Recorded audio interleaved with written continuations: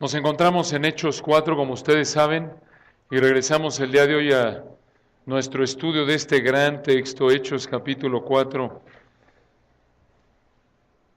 Una de las tendencias que enfrentamos cuando sufrimos es olvidarnos de otros. Esa es nuestra tendencia pecaminosa.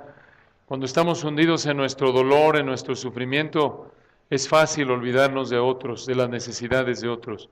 Sin embargo, como veremos hoy, entre otras lecciones, una parte vital de enfrentar el sufrimiento de una manera que honra a Dios y que trae bendición a nuestra vida es concentrarnos en las necesidades de otros, tanto incrédulos como creyentes. Y como ustedes recordarán, regresando aquí a Hechos 4, recordarán que en el contexto en Hechos capítulo 3, Pedro y Juan están en el templo, ellos ahí predican y después de que sanaron un cojo, recuerdan de nacimiento, en Hechos 4 los aprende el Sanedrín, son traídos ante el Sanedrín, están sufriendo de manera injusta, siendo perseguidos por ellos, y la manera en la que ellos responden, y realmente el resto del pasaje de Hechos capítulo 4, nos enseña cómo enfrentar la persecución y el sufrimiento. Cualquier tipo de sufrimiento que estés enfrentando, sea por motivos económicos, físicos, alguna situación emocional profunda, alguna situación con tu familia, este pasaje nos enseña cómo enfrentar ese dolor. Y recordarán que para enfrentar la persecución, el sufrimiento en general, necesitas tomar 7 acciones. 7 acciones, ya vimos las primeras 5, se las menciono brevemente para recordarlas. En primer lugar, necesitas obedecer la palabra. Obedecer la palabra, lo vimos en Hechos 4, 1 al 8. Tienes que estar controlado por el Espíritu. Tienes que hacer lo que está de tu parte para someterte a la palabra de Dios. En segundo lugar, vimos que necesitas predicar el Evangelio. Predicar el Evangelio. Esto lo vemos en Hechos 4, versículos 9 al 12. Esto es, en ocasiones cuando sufrimos, por ejemplo, ves a un doctor muchas veces o llevas tu coche a algo, para algunos el coche es una fuente de sufrimiento fuerte. Algunos dirán, ay, este es superficial, ¿qué coche ni qué coche? Algunas diferentes situaciones traen sufrimiento, entrevistas de trabajo, no tener trabajo y quizás estar viendo a una persona o varias personas. En ese proceso Dios puede abrirte oportunidades para presentarte el Evangelio a gente que de otra manera quizás no tendrías manera de tener acceso a ellas, salvo por esta situación en la que Dios te colocó. Ciertos doctores, ciertas personas de ciertas empresas, estás en una entrevista y conforme Dios te abre oportunidad necesitas predicarles el Evangelio. Esto lo vimos en Hechos 4, 9 al 12. En tercer lugar, hablamos de la importancia de someterte a Dios. Necesitas someterte a Dios. Esto lo vemos en Hechos 4, 13 al 22. En otras palabras, asegurarte de que a pesar de la intensidad de tu sufrimiento no peques. Y asegurarte también, esto es, no peques para evadir el sufrimiento. Y por otro lado, también asegurarte de que lo que estás sufriendo no es por tu pecado. Algunas veces sufrimos por causa de nuestro pecado, y este principio nos ayuda a recordar que para enfrentar el sufrimiento en Hechos 4, 13 al 22 lo vemos, necesitas asegurarte de que no trates de evadir el sufrimiento de manera pecaminosa o que estés sufriendo a causa de tu pecado. De nuevo, asegúrate de estar sometiéndote a Dios. En cuarto lugar, vimos la semana pasada en Hechos 4, 23 al 28, que necesitas recordar al soberano. Recuerda al soberano. Hechos 4, 23 al 28. Lo vimos con la oración de estos hombres, Pedro y Juan, regresan a hablar con los suyos, con los creyentes, después de que el Sanedrín no halló cómo culparlos de nada, no pueden hacerles nada. Y entonces lo que hacen es intimidarlos, decirles ya no predican en el nombre de Jesús. Ellos dicen, no podemos, primero tenemos que obedecer a Dios, después ustedes. Llegan con los suyos y recuerdan que Dios es soberano, que lo que están viviendo está bajo el control de ¿quién? De Dios. Y este es un principio muy, muy importante. Todo lo que vivimos, todo lo que enfrentamos a diario, a toda hora, a todo momento, en cada situación, independientemente de lo que sintamos o no, está bajo el control de ¿quién? Del soberano, del creador soberano. Y Él ha prometido, 1 Corintios 10:13, que no te va a dar más de lo que puedas soportar. Y esto es confortante. Él está en control, no hay una autoridad que esté por encima de Él, y Él ha prometido que te va a dar la gracia, la capacidad que necesitas para enfrentar el sufrimiento que estás sufriendo de una manera que lo honra a Él. Entonces necesitas recordar al soberano. En quinto lugar, Hechos 4:25 al 28, recuerda la palabra. En otras palabras, que no te sorprenda lo que estás viviendo. Ya Dios habló de eso en su palabra. Esto es parte de vivir en un mundo caído. Es parte de vivir en un mundo que está contaminado por el pecado. Recuerda la palabra. En sexto lugar, y aquí retomamos nuestro estudio, pide ayuda divina. ¿Cómo enfrentas el sufrimiento en tu vida? No solo tomando acciones en las 5 áreas que acabamos de repasar, sino también en sexto lugar, pide ayuda divina. En otras palabras, clama a Dios en oración.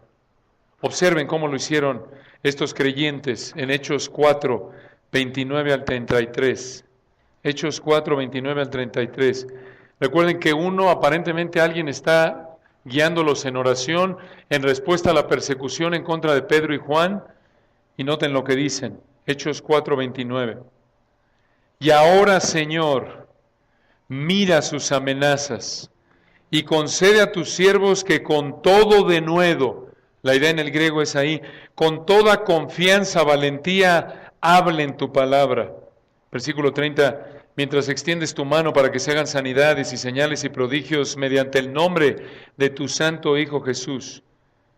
Esta es la petición que le hacen al Señor. Ayúdanos, Señor, a predicar con confianza, con valentía la palabra, mientras tú llevas a cabo milagros, que recuerden en esa época eran válidos. ¿Y para qué le piden a Dios que haga milagros? ¿Acaso la predicación no era suficiente? Claro. En esta época, sin embargo, recuerdan, los milagros certificaban el mensaje que ellos predicaban. Entonces, le están pidiendo al Señor 2 cosas. 1, valentía para seguir predicando a pesar de que el Sanedrín ya está opuesto a ellos. Y 2, que lleve a cabo milagros que apunten, que certifiquen el evangelio que ellos están predicando. Esas son las 2 cosas que ellos piden. Y noten cómo responde Dios ante esto, versículo 31. Cuando hubieron orado, el lugar en que estaban congregados tembló. En el griego fue sacudido. Y todos fueron llenos del Espíritu Santo y hablaban con denuedo la palabra de Dios. Noten, ellos pidieron a Dios, danos valentía para predicar la palabra de Dios. Da milagros, haz milagros. Y el Señor, ¿cómo responde? Llenándolos del Espíritu. La llenura del Espíritu, recuerden, es controlándolos por el Espíritu de Dios. Noten que tembló. ¿Acaso cada vez que, recuerden, pides oraciones a Dios, te responde Dios, o eres lleno del Espíritu, va a temblar? No, no lo esperes. No lo esperes. Esto es algo único. Esta es la primera vez que se registra en el libro de los Hechos persecución. Esta es la manera en que Dios está manifestando de manera física su apoyo a ellos, que está respaldándolos, que está respondiendo a su oración. Y también es importante notar aquí, de nuevo, que en ningún lugar, ni aquí ni en otro lugar del Nuevo Testamento, se nos manda ni se nos da un ejemplo de pedirle a Dios que nos llene del Espíritu. Muy interesante esto. Por eso han visto que cuando cantamos ese corito que nos gusta mucho, Cristo, ¿recuerdan? Ven y llénanos y demás. Estamos hablando, es un corito que cantamos tradicionalmente, pero el hecho de pedirle a Dios que nos llene del Espíritu, no tenemos que hacerlo. ¿Por qué? Porque en primer lugar no se nos manda a pedirle eso a Dios. En segundo lugar no se nos da un ejemplo de alguien que le pide eso a Dios. Y en tercer lugar, sé lleno del Espíritu, Efesios 5:18 es sinónimo de ser controlado. ¿Por qué? La palabra. La palabra de Cristo mora en abundancia en vosotros.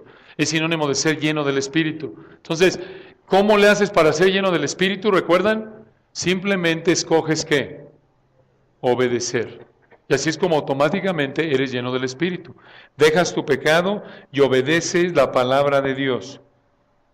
Entonces, noten aquí que ellos oraron debido al sufrimiento que estaban enfrentando. Y aquí hay un gran principio. Dios usa el sufrimiento en tu vida, así como en ellos, para que dependas más de Él. Para que dependas más de Él, como se expresa a través de la oración. Obsérvenlo ahí en Santiago, cómo se reitera este principio. Santiago 1, en Santiago, capítulo 1, recuerdan que aquí Santiago está hablando de las pruebas. Santiago 1:2. Hermanos míos, tened por sumo gozo cuando os halléis en diversas pruebas, sabiendo, versículo 3, que la prueba de vuestra fe produce paciencia. Mas tengan la paciencia su obra completa, para que seáis perfectos y cabales, sin que os falte cosa alguna. Y escuchen esto, está hablando en el contexto de alguien que está enfrentando pruebas, situaciones de sufrimiento. Y noten, la manera, dice Santiago, en la que enfrentas las pruebas es, versículo 5, y si alguno de vosotros tiene falta de sabiduría, ¿qué? Pídala a Dios, el cual da a todos abundantemente y sin reproche y le será dada. Versículo 6, pero pida con fe, etc. El hecho de que estés en una prueba y no sepas qué hacer es por diseño de Dios. Dios usa una situación de sufrimiento para llevarte a clamar a Él y a través de eso mostrarte tu necesidad de depender de Él más. Simplemente lo vemos en el caso del apóstol Pablo, ¿se acuerdan? Ahí en 2 de Corintios 12, versículos 7 al 10, si me acompañan este hermoso pasaje. 2 de Corintios 12, 7 al 10. Noten, aquí Pablo está sufriendo. Y en 2 de Corintios 12, 7 dice: y para que la grandeza de las revelaciones no me exaltase desmedidamente, esto es, para mantenerme humilde, porque Dios le había dado el privilegio de tener revelaciones sobrenaturales. Pablo dice, para mantenerme humilde, versículo 7, me fue dado un aguijón en mi carne, un mensajero de Satanás que me abofetee, para que no me enaltezca sobremanera. Cuando oras a Dios, estás reconociendo tu humildad, tu dependencia de Él. La oración de manera implícita muestra humildad si tienes la actitud correcta, porque reconoces que tú no puedes. ¿Quién puede? Dios. De lo contrario no le pedirías nada. Y Él está sufriendo. Por eso versículo 8 dice, respecto a lo cual 3 veces que he rogado al Señor que lo quite de mí. Aunque era el apóstol Pablo, el sufrimiento era tal que le pidió 3 veces al Señor que quitara ese aguijón de la carne de su vida, que lo sacara de esa situación de sufrimiento. Si no hubiera estado en esa situación, no hubiera orado a Dios de esta manera, en esa petición específica, ¿no es cierto? Así como tú cuando, por ejemplo, sufres porque alguien te robó en la calle, o te robaron el coche, o se metieron a tu casa. Antes, quizás muchas veces se te olvidaba orar porque Dios te protegiera. Y ahora sales de tu casa, vas a la calle y ¿qué haces? Señor, que cuídame, ¿no es cierto? O tienes un problema con una persona en tu familia, una relación, y quizás antes no orabas tanto por esa persona, pero ahora sí oras. Señor, ayúdame, dame sabiduría. ¿Cómo manejo esta relación? Antes tenías trabajo y bueno, sabías que tu trabajo estable, la Biblia dice, danos hoy el pan de cada día. Y bueno, ahora ya es más real esa petición porque no sabes de dónde va a venir la siguiente comida, ¿no es cierto? Y ahora tu gratitud a Dios cada vez que comas se ha intensificado, tu dependencia de Dios se ha intensificado, le pides ahora ya a Dios cada momento que viene a tu mente, Señor, danos de comer, ¿cómo voy a alimentar a mi familia? Y a través de eso estás dependiendo más de ¿quién? De Dios. No debe ser así, pero es nuestra tendencia.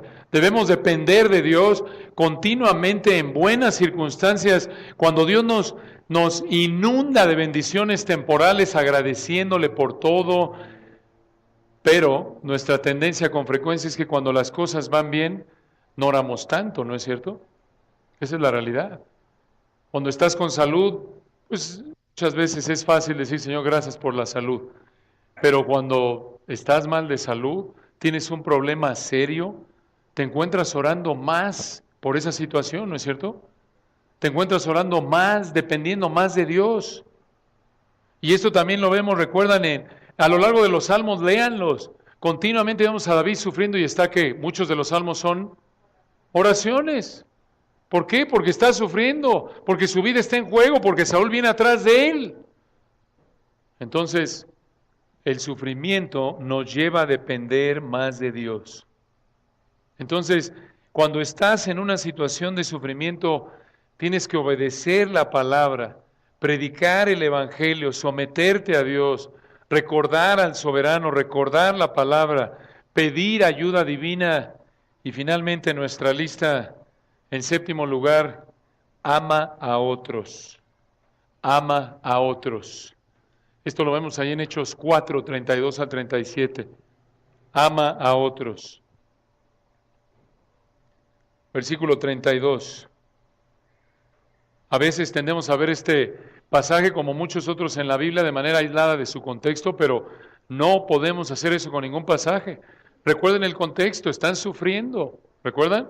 Y todo lo que estamos estudiando, y le acaban de pedir a Dios que les ayude a predicar la palabra, que certifique con milagros la predicación que están presentando. Y en ese contexto de sufrimiento, recuerden que es la primera vez en el libro de los Hechos que la nueva iglesia, acaba de nacer la iglesia, recuerdan en Hechos 2, es la primera vez en el libro de los Hechos que vemos persecución. Y sin embargo, a pesar de ese sufrimiento, a pesar de que ya las autoridades ya les prohibieron que dejen de predicar a Juan y a Pedro, y recuerden que no es cualquier persona, son los que llevaron a la muerte ¿a quién? A Cristo, y además son los que tienen a Pilato del cuello. Recuerdan, son los políticos corruptos, astutos, aunque son muy religiosos, el liderazgo judío de la época. Entonces la situación es delicada. Podríamos pensar, bueno, a lo mejor la iglesia lo que hizo es que, ¿sabes qué? Estamos tan preocupados, vamos a estar orando y están pensando en el sufrimiento y olvidándose de las necesidades de otros quizás. Sin embargo, noten cómo está la vida de la iglesia. Observen, Lucas, el escritor humano de Hechos, nos da una perspectiva de cómo se llevaban los cristianos en medio de este ambiente de sufrimiento, de persecución. Versículo 32, Hechos 4:32. Y la multitud de los que habían creído era de un corazón y un alma. En otras palabras, había ¿qué? Unidad. Unidad. Y versículo 32. Y ninguno desea ser suyo propio nada de lo que poseía, sino que tenían todas las cosas en común. Lo vimos en Hechos 2, 44 y 45, y lo veremos aquí en un momento, los versículos 34 y 35. Esto no quiere decir que era una iglesia comunista, que todos vendieron lo suyo y de ahí todos les tocaba igual, parejo. No. Muy importante ver esto. Noten, ninguno desea ser suyo propio nada de lo que ¿qué? Poseía. Había posesiones, había propiedad privada y había desigualdad económica, y por ello, lo vamos a ver en un momento, los que tenían optaron por vender parte de sus posesiones para ayudar a los que no que tenían. Eso no es comunismo, eso es amor en términos bíblicos. Esta era una iglesia unida, amorosa. Por eso nos dice el versículo 32, la multitud, y era bastante grande, ¿recuerdan? Eran miles los que están aquí, ¿se acuerdan? Estamos hablando de miles. Lo vimos ahí en Hechos 4, versículo 4, el número de los varones era como de 5,000. Nada más los hombres eran 5,000, sin contar a las mujeres. Probablemente habrían habido quizás 10,000, 7,000, 10,000, no sabemos. Entonces, a pesar de que esta multitud está atravesando por sufrimiento, noten su unidad, noten su amor. Esto es muy importante. Otra vez, cuando sufrimos, nuestra tendencia es, velo en tu vida, lo vemos en nuestra vida, cada uno. Cuando sufres, cuando estás enfermo, en lugar de buscar orar por otros, pensar en la iglesia, ¿qué es lo que normalmente hacemos? No, me aíslo de la iglesia, empiezo a pensar en mí, no me han hablado. No pienses así, ¿por qué no le hablas tú a alguien?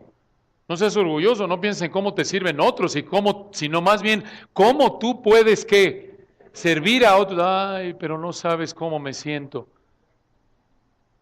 Es una gran medida el concentrarte en las necesidades de otros cuando estás sufriendo. No minimizamos el sufrimiento, pero va a llenar Dios tu vida de gozo por obedecerlo conforme estás amando a otros al estar pensando en otros. Y véanlo, están sufriendo. Sin embargo, están amándose, hay unidad. Y noten versículo 33, Hechos 4:33.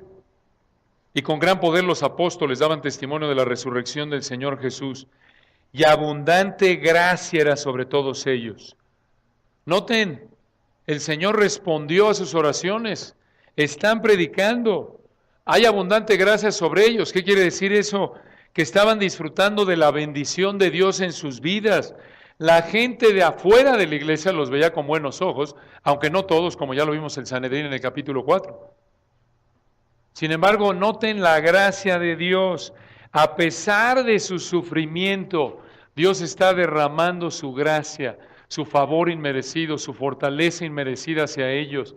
Y así va a ser en tu vida conforme tú tienes las mismas actitudes que estos cristianos en medio de sufrimiento, aun cuando Dios no te quite esa enfermedad, te dé ese trabajo que necesitas, convierta a tu marido, cambie el corazón de tu hijo rebelde, en medio del dolor, va a ser como Pablo. Si no te quite el sufrimiento como Pablo, ahí lo acabamos de ver en 2 Corintios 12, 7 al 9, ¿recuerdan? 7 al 10, Dios le dice, quítame esto 3 veces, estás sufriendo. ¿Y qué le dice Dios? Con gusto, Señor, se lo quito. No, bástate que mi gracia. En otras palabras, Pablito, ahí se queda el aguijoncito. Ahí se queda el sufrimiento. No te voy a quitar ese sufrimiento, pero te voy a dar ¿qué? Gracia, fortaleza, la capacidad de enfrentar ese sufrimiento. Y aquí lo vemos. Están llenos de gracia, la capacidad para poder servir al Señor. Y hay gozo en sus vidas. Y la gente de afuera los ve con buenos ojos, aunque ya dijimos no todos. Y así es en tu vida. Obsérvenlo allí en 1 Corintios 10:13, aunque lo conocen bien. Esta hermosa promesa, cómo nos conforta, especialmente en situaciones de sufrimiento. 1 Corintios 10:13. 1 Corintios 10:13. Pablo en este contexto está dando varios ejemplos del dominio propio. Cómo no ejerció dominio propio Israel en el pasado. Versículo 12 dice, cuidado, no seas arrogante, no creas que eres demasiado fuerte, porque el que piensa estar firme, mire que no caiga. Y añade versículo 13, 1 Corintios 10:13, no os ha sobrevenido ninguna tentación que no sea humana. En otras palabras, todos enfrentamos el mismo tipo de tentaciones. No hay ninguna sobrenatural. Aunque a veces cuando estamos en medio del sufrimiento tendemos a pensar, nadie entiende lo que estoy viviendo y esto es algo tan intenso, porque tú eres el que lo está sufriendo, que piensas que nadie más ha sufrido tanto como ¿quién? Como tú. Sin embargo, Pablo dice, ¿sabes qué? Todos tenemos las mismas tentaciones, diferentes características específicas, pero en general todos somos humanos, enfrentamos tentaciones del mismo tipo en general, aunque haya variaciones en los detalles. Versículo 13 añade, pero fiel es Dios, que no os dejará ser tentados más de lo que podéis resistir, sino que dará también juntamente con la tentación la salida para que podáis ser aliviados de la prueba, no, soportar. Dios en ocasiones en su gracia te libra del sufrimiento, en otras ocasiones igual en su gracia te permite mantenerte en ese sufrimiento. Y noten, esta promesa está arraigada en su fidelidad debido a que Él es fiel, Él no puede negarse a sí mismo, dice 2 de Timoteo, Él no puede fallar, Él no puede mentir. Cuando hablamos de que Dios, piensen en esto, Dios para Él es todo imposible, ¿no es cierto? No hay nada para Él imposible. Sí y no. En términos de poder, claro, pero hay ciertas cosas que la Biblia dice que Dios no puede hacer. No puede mentir, no puede ¿qué? Pecar, no puede negarse a sí mismo. En otras palabras, es imposible que Dios falle a su promesa de sostenerte, de darte la gracia que necesitas cuando estás sufriendo. Y esto debe traer consuelo a tu vida. Dios te sostiene. Regresando a Hechos 4:33, noten, en medio del sufrimiento, está derramando su gracia sobre ellos para que estén concentrados en servirle, sobrellevar esa amenaza que, recuerden, se estaban jugando la vida. Aunque no los amenazaron de muerte todavía, lo veremos más adelante, si Dios quiere, ya están oponiéndose a los intereses de los que los pueden matar, como mataron a su Señor.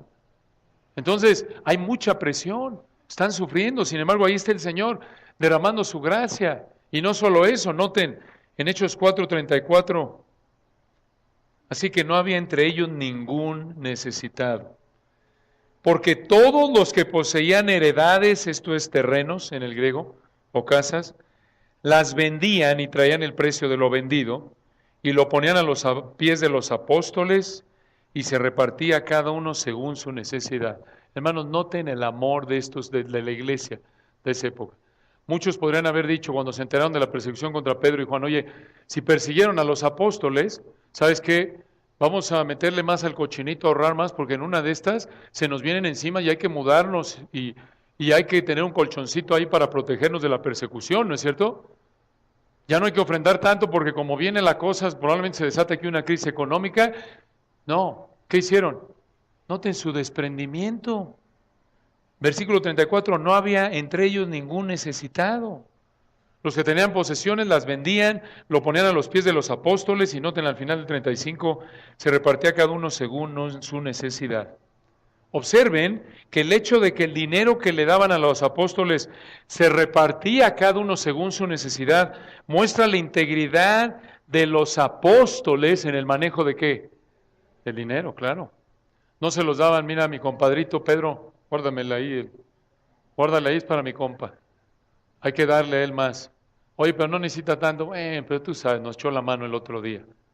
No, tampoco los vemos. Oye, se compró 2 camellos nuevos, Pedro.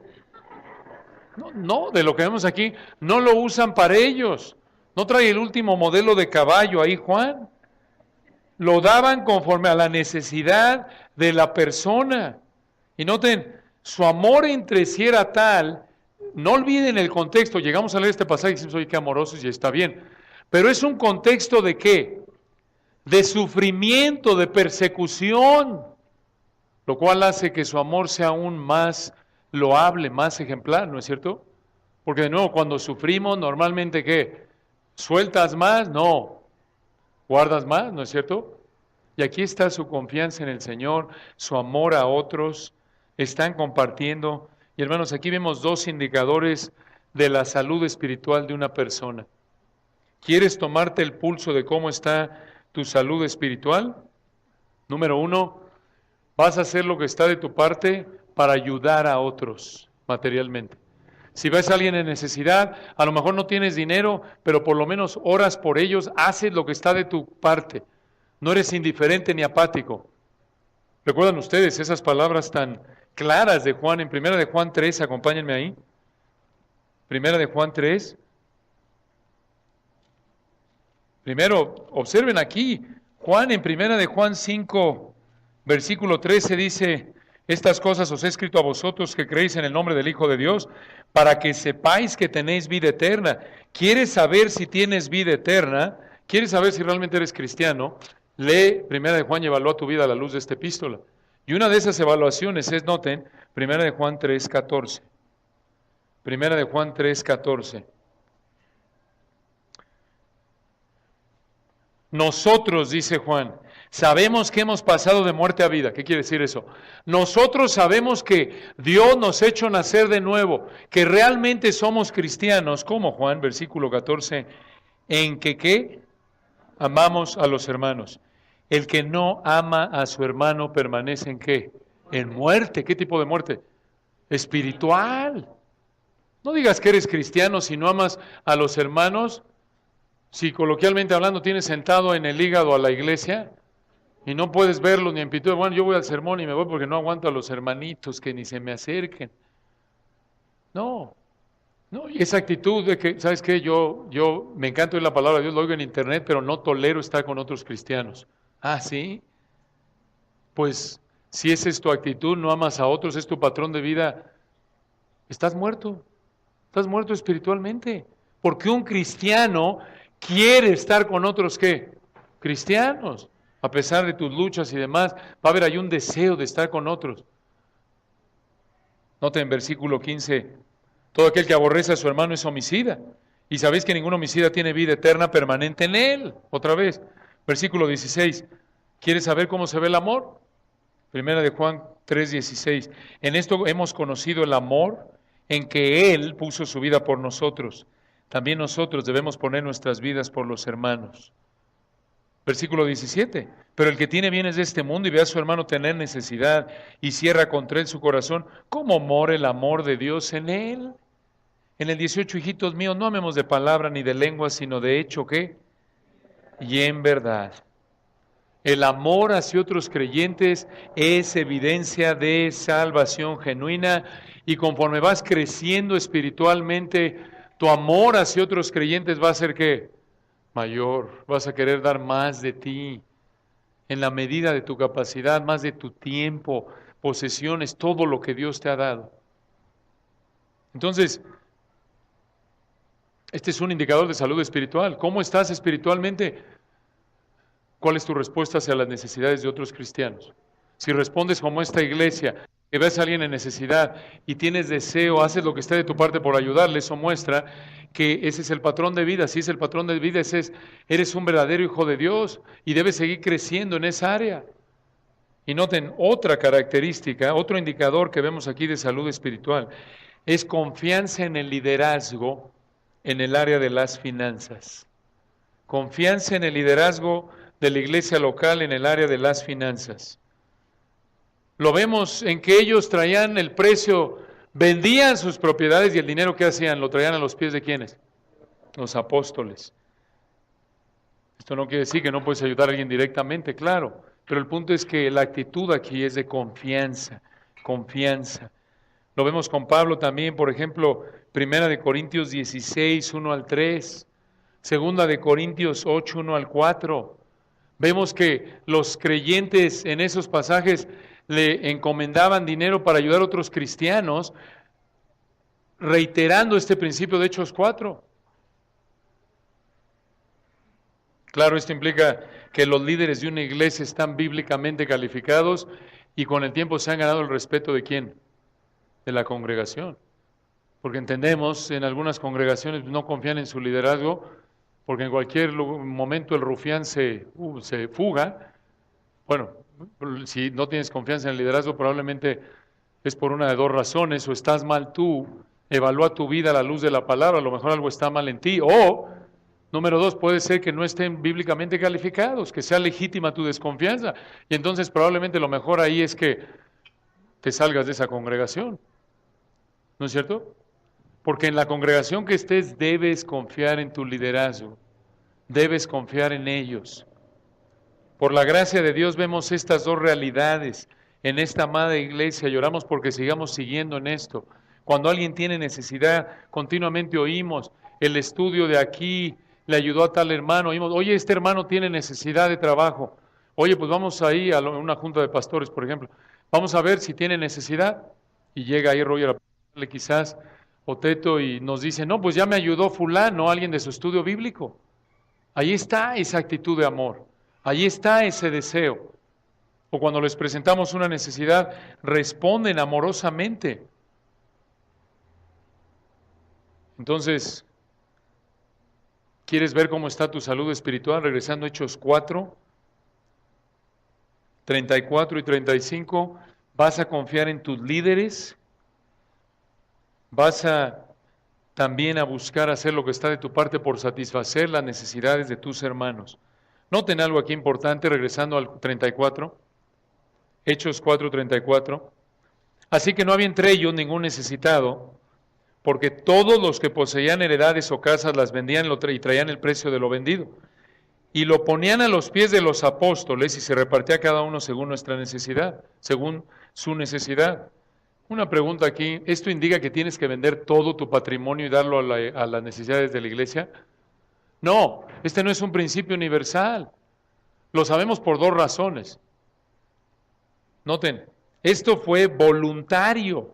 Aún en Hechos, primera razón por la que sabemos que este no fue un principio universal.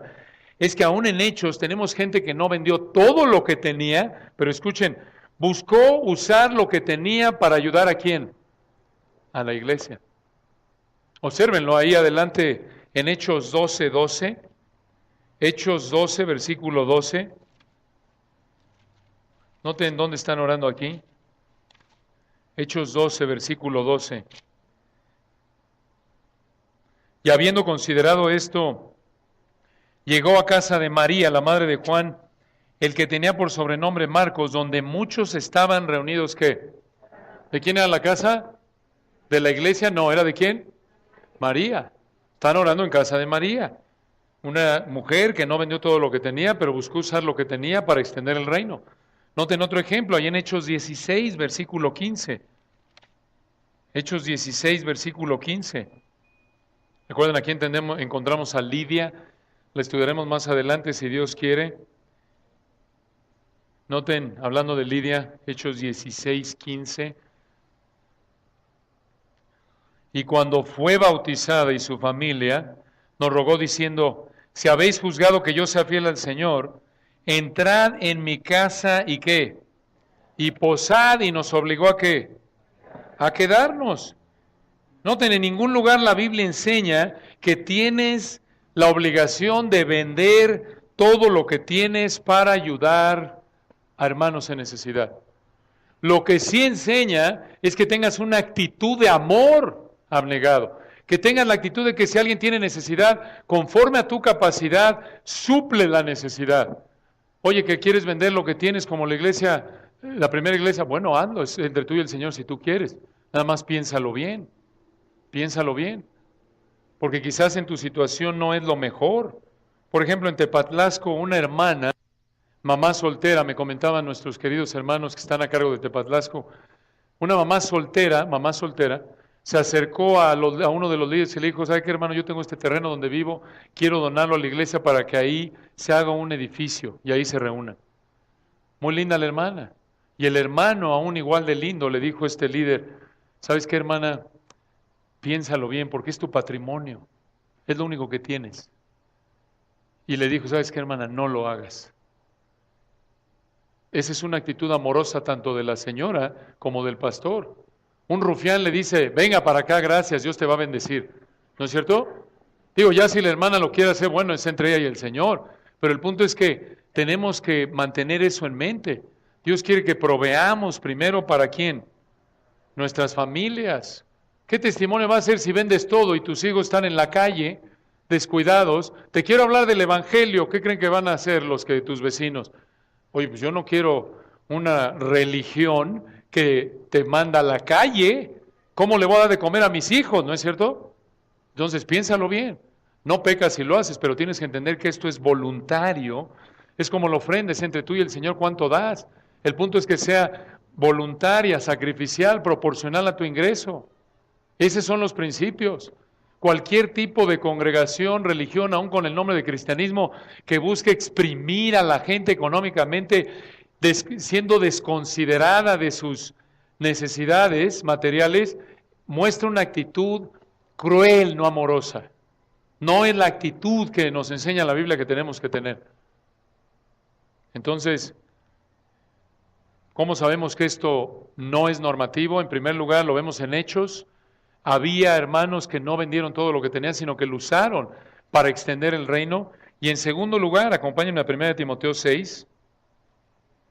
Otra razón por la que sabemos que esto no es un mandato universal, el que tienes que vender todo para ayudar a los hermanos en la iglesia. 1 Timoteo 6, versículo 17. Si quieres estudiar esto con mayor detalle, puedes escuchar los sermones de este pasaje. Recuerdan cuando lo estudiamos hace años ya atrás a detalle. Pero noten aquí lo que dice Pablo a Timoteo. Timoteo está como pastor de la iglesia en Éfeso. Y aquí le está dando a partir del capítulo 5 varias instrucciones de cómo pastorear, cómo tratar a diferentes grupos en la iglesia en Éfeso. Y uno de esos grupos son, versículo 17, los ricos. Ahora, ¿quiénes son los ricos? En términos bíblicos, aquella persona que tiene más de lo necesario para vivir. Si tienes 2 pares de zapato, eres rico. Si tienes dinero para comprarte un chicle, eres rico, porque no necesitas un chicle para vivir, ¿o sí? No. Si tienes 2 playeras, eres rico. Entonces, pueden ver que hay diferentes niveles de riqueza, ¿no es cierto? Para que ya se te quite el complejo de que eres pobre. A la luz de la palabra de Dios, el rico es el que tiene más de lo que necesita para vivir. Si tienes más de lo que necesitas, si tienes un lugar donde vivir, si tienes que ponerte, si tienes que comer, si tienes eso, estás cubierto y no tienes nada más, eres pobre. Pero si en términos bíblicos tienes más que eso, eres rico. Entonces, se aplica en general a muchos de nosotros, la mayoría probablemente de esta congregación, ¿no es cierto? A pesar de tu nivel de necesidad, hay diferentes niveles de riqueza material, claro, pero noten lo que le dice Pablo a los ricos. ¿Cómo usas el dinero? ¿Cuáles son tus actitudes? Versículo 17, manda que no sean altivos. Esta es la tendencia que tenemos, ¿no es cierto? Tienes un poquito más de dinero y ya te sientes tú Rockefeller. Ya te sientes slim ahí porque ya te dieron tu bono anual. Y ya puedes irte a comprar un helado doble. A Holanda, no, qué bárbaro. Slim y yo cualquier día lo invito a tomar un café. Es nuestra tendencia, ¿no es cierto? Ya pude comprar mi carro, ya. Antes eras más amable con los vecinos y ahora ya no, porque ya traes tu Ferrari, ya traes tu Chevy, ya estás pero armado, o lo que sea, ¿no es cierto?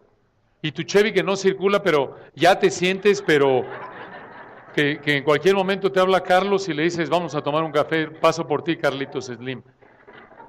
No, esa es nuestra tendencia. Recuerdan, desde Deuteronomio, Dios le decía a Israel, cuidado al entrar a la tierra, recuerden Deuteronomio 8, no sea que comas y te sacies y te olvides de quién, de tu Dios. Es nuestra tendencia, cuidado.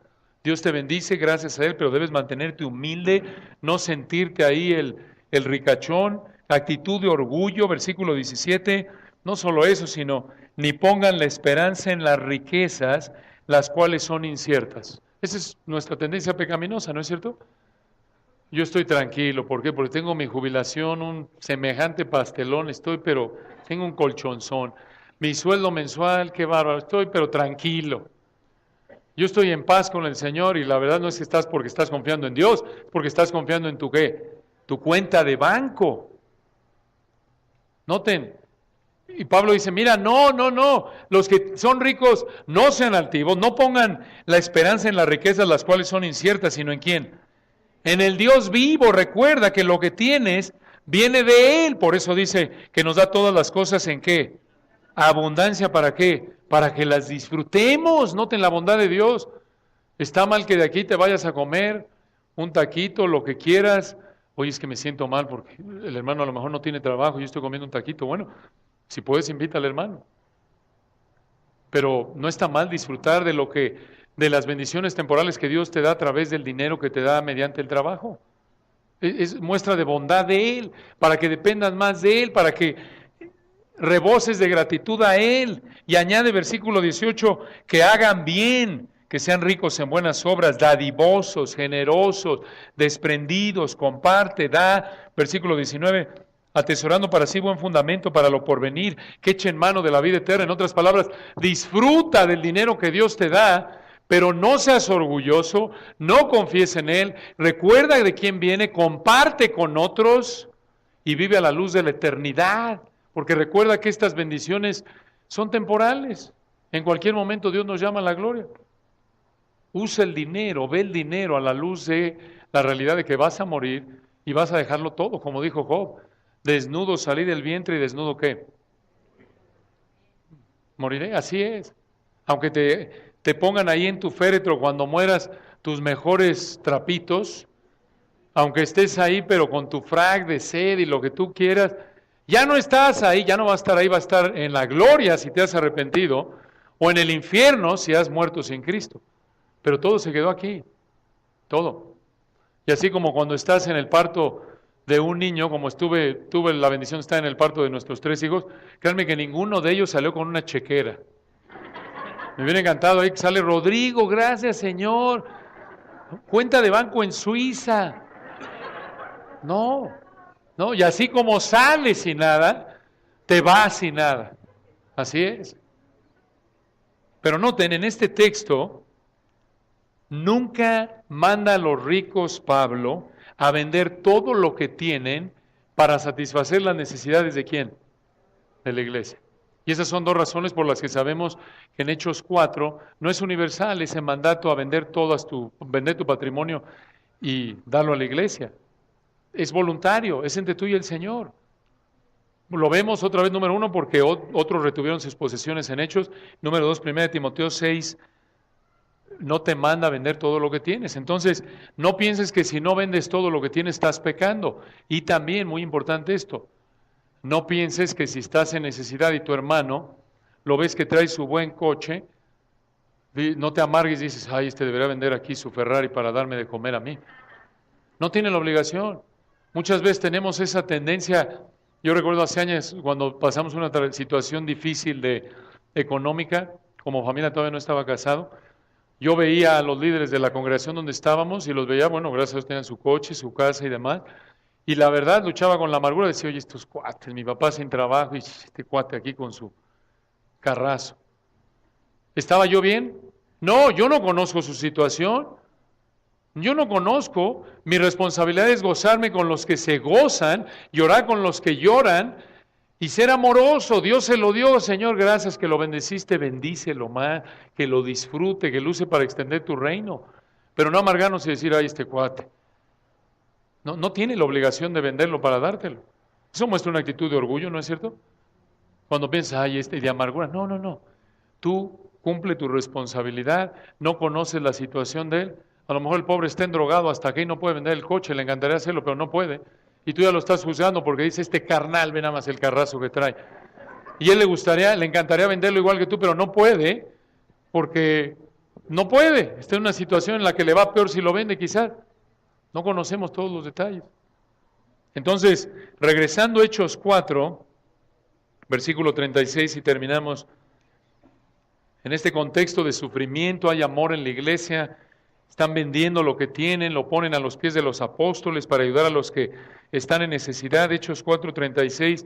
Entonces José, a quien los apóstoles pusieron por sobrenombre Bernabé, que traducido es hijo de consolación, levita, natural de Chipre, versículo 37, como tenía una heredad, esto es un terreno, la vendió y trajo el precio y lo puso a los pies de los apóstoles. Noten que fue levita, poseyó un terreno. Sin embargo, en Números 18, 20 y 24, la ley mosaica prohibía a los levitas ser dueños de terrenos. Entonces, ¿qué está haciendo aquí? ¿Por qué Bernabé tiene esta propiedad? Hay dos posibilidades. Una la tenía en Chipre, no en Israel. Y dos, en esa época no aplicaban esa ley. No lo sabemos. El punto aquí es que es amoroso. Bernabé hizo lo mismo que el resto de la iglesia. Y de nuevo, noten, hermanos, aquí vemos cómo están en medio de sufrimiento y están, 1, obedeciendo la palabra, 2, predicando el evangelio, 3, sometiéndose a Dios, 4, recordando que el Creador soberano está en control de lo que están viviendo, 5, recordando que esto ya Dios lo había dicho en su palabra, 6, dependiendo de Dios en oración, y 7, amando a otros. Y hermanos, noten que en la petición que acabamos de ver ahí en Hechos 4, no le piden a Dios que les quite el sufrimiento, ¿notaron? Sino que les dé valentía para ¿qué? Predicar el evangelio y que haga milagros para respaldar el mensaje que predicaban. Noten, están pensando en las necesidades de los incrédulos y aquí vemos que están pensando en las necesidades de ¿quiénes? Los creyentes. A pesar de que están en medio de una situación de ¿qué? De persecución, de sufrimiento. Es ejemplar. Ahora, ¿está mal pedirle a Dios que te quite el sufrimiento en el que estás? No. Vimos a Pablo, 2 Corintios 12, ¿no es cierto? Quítame este aguijón, 2, 7 al 10. El Señor en Mateo 26, ¿recuerdan? Le dice al Señor que pase de él esa copa, ¿se acuerdan? No está mal que le pidas a Dios, oye, no es de que le hagas al mártir, ¿no? Estoy feliz aquí en medio de esto. Estoy en la calle enfermo. Gracias, Señor, manténme aquí de por vida. Bueno, alguno de ustedes sea muy espiritual, está bien, lo respetamos, luego nos da un discipulado ahí para ayudarnos a los más carnales, que normalmente cuando estamos en sufrimiento queremos salir del dolor, ¿no es cierto? Entonces, le puedes pedir a Dios que te saque de ahí, Y te puede sacar o no, te puede sacar, te mantiene ahí, te da las gracias y te mantiene ahí. Y lo importante es que estés pensando, esforzándote por pensar en otros, aún en medio de tu sufrimiento. Obvio, el ejemplo perfecto, ¿quién es? Cristo. Está sufriendo en lo peor de su sufrimiento y en Lucas 23 está evangelizando al incrédulo, al ladrón arrepentido, ¿se acuerdan? De cierto te digo que hoy que estarás conmigo en el paraíso. Y está ahí arriba y en la cruz le dice a su mamá, mujer, he ahí que tu hijo. ¿Qué ejemplo? Ese es el patrón a seguir. A pesar de que está en la profundidad de su dolor, no se olvidó de las necesidades de su madre, María, y por eso le encomendó a Juan que cuidara a María. Que el Señor nos ayude por su gracia a cultivar estas actitudes en nuestra vida. Oremos. Señor, te agradecemos por el privilegio que nos diste de abrir tu palabra, esta rica porción con tantas verdades que nos confrontan, nos confortan.